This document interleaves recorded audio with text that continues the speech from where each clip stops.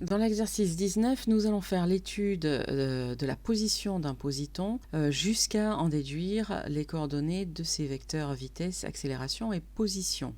Alors on va dire que c'est la base d'un exercice de mécanique à ce niveau-là qui permet d'accéder aux équations horaires qu'il faut savoir faire de façon assez efficace pour pouvoir se concentrer sur les questions qui suivent et qui vont exploiter ces équations que l'on va mettre en œuvre.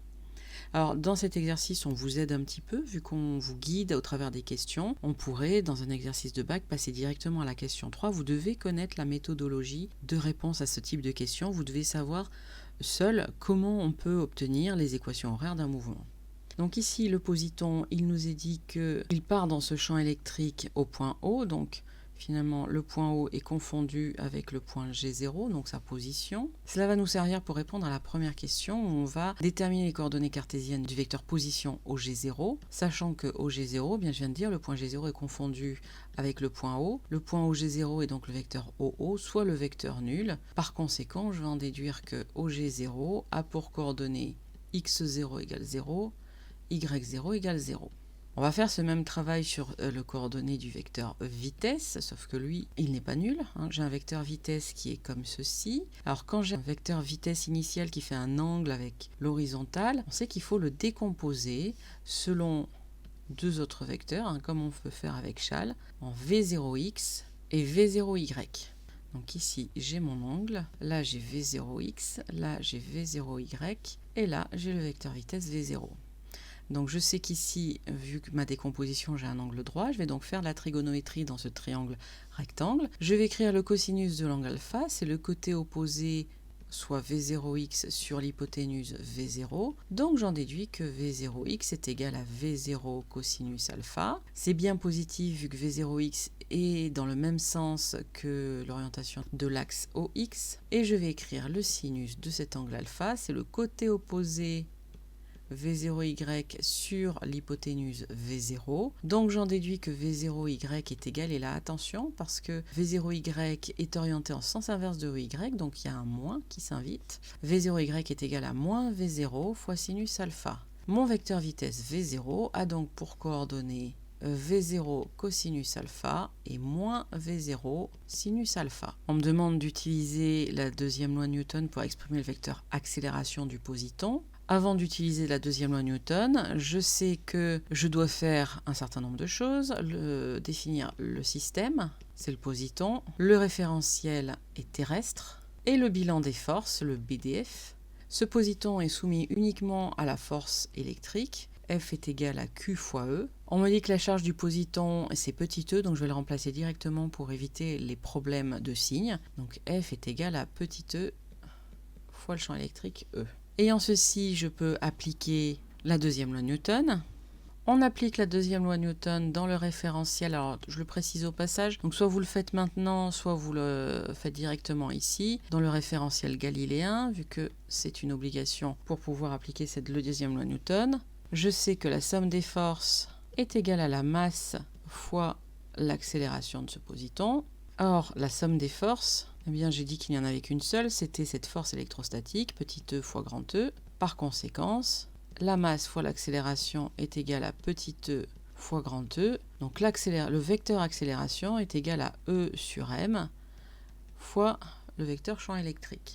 Donc ceci répond à la question 2. J'ai exprimé simplement mon vecteur accélération. Et maintenant, on va aller travailler sur ce vecteur accélération pour en déduire les différentes coordonnées. Donc, à commencer par les coordonnées du vecteur accélération, j'ai l'expression de ce vecteur, je vais pouvoir en déterminer ses coordonnées. Alors, je vois que l'expression du vecteur accélération dépend de ce vecteur champ électrique. Donc, il me faut les coordonnées du vecteur champ électrique. Le vecteur champ électrique, vous l'avez sur le schéma, c'est un vecteur qui est strictement vertical. Donc, sa coordonnée selon x est nulle. Sa coordonnée selon y vaut sa valeur, soit E. Par conséquent, les coordonnées de l'accélération, je vais avoir AX qui est égal à petit e sur m fois la coordonnée selon x de E, que j'ai dit nul, donc ici ça nous fait 0, et AY qui est égal à petit e sur m fois grand E. Voilà pour l'accélération. Maintenant, on va faire la vitesse. Alors, on sait que la vitesse, pour la trouver, il faut intégrer l'accélération. Donc, on indique qu'on intègre A pour trouver V. Les coordonnées sont donc pour Vx, ce sera la primitive de 0, donc une constante C1.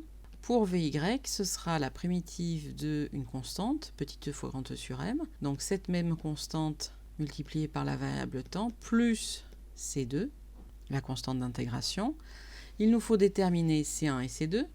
Alors C1 et C2 sont déterminés grâce aux conditions initiales, c'est-à-dire ce qui se passe au temps t égale à 0. Donc à t égale à 0, je sais que j'ai mon vecteur vitesse v qui est égal à v de 0. C'est-à-dire, eh bien, Vx égale, alors C1, puisque Vx c'est une constante, et que quel que soit le temps, ce sera donc 0. Ce sera donc cette constante C1, et Vy qui sera égal à petit e fois grand E sur m fois 0 plus C2, c'est-à-dire seulement C2. Mais à t égale à 0, ce vecteur vitesse v, il est aussi égal à V0, dont on a trouvé les coordonnées tout à l'heure, V0 cosinus alpha, et moins V0 fois sinus alpha. Je vais faire une identification et je vais pouvoir dire que donc vu que c'est la même chose, ce V0 cos alpha c'est C1 et ce moins V0 sinus alpha ce sera C2. Je conclus que mon vecteur vitesse V va avoir pour coordonnées Vx, alors c'était C1 donc V0 cos alpha, et Vy c'était petit e fois grand E sur m fois t, plus C2, c'est-à-dire moins V0 fois sinus alpha. Donc voici les équations horaires de la vitesse. Je vais m'en servir pour aller trouver le vecteur position. Alors le vecteur position, je sais que je le trouve en intégrant le vecteur vitesse. On intègre donc le vecteur vitesse v pour trouver le vecteur position OG. Je vais donc avoir comme expression pour OG x égale à la primitive de V0 cos alpha, ce sera V0 cos alpha t plus une constante, alors on en est à C3 pour les constantes d'intégration, et y sera la primitive de Vy, c'est-à-dire la primitive déjà de petit e fois grand E sur m fois t. Donc là ce sera petit e fois grand E sur m fois 1 demi de t au carré, moins, alors la primitive de V0 sinus alpha, ce sera moins V0 sinus alpha fois t, plus une constante d'intégration, C4. Alors comme tout à l'heure, on va déterminer C3 et C4 grâce aux conditions initiales. Les conditions initiales, c'est à t égale à 0, et à t égale à 0, on a OG est égal donc OG de 0, ce que l'on a écrit juste au-dessus au temps t égale à 0, c'est-à-dire x égale alors V0 cosinus alpha t, donc fois 0, plus C3, ça nous donne seulement C3. Et pour Y, ce sera petit e fois grand E sur m fois 1 demi de 0 au carré, donc tout ça, ça fera 0, moins V0 fois sinus alpha fois 0, ce sera aussi égal à 0, plus C4, donc ça nous fera ici seulement C4, mais c'est aussi égal à notre OG0 dont on a déterminé les coordonnées tout à l'heure, en tout début d'exercice, qui est égal à 0 et 0. Donc là, à nouveau, je vais pouvoir faire une identification et dire, vu que j'ai écrit la même chose, eh bien, mes lignes sont égales respectivement ici. Pour 0, ce sera égal à C3, et ce 0-là sera égal à C4. Donc on écrit que par identification, C3 est égal à C4 est égal à 0, et on a presque terminé. Il ne nous reste plus qu'à écrire ce vecteur position OG en mettant les bonnes constantes d'intégration. OG a donc pour coordonnées x égale V0 fois cosinus alpha fois t, donc pas de C3 puisque C3 est nul, et la coordonnée y qui sera égale à 1 demi de petit e fois grand E sur m fois t carré, moins V0 fois sinus alpha fois t. Et on s'arrête là puisque la dernière constante est également nulle.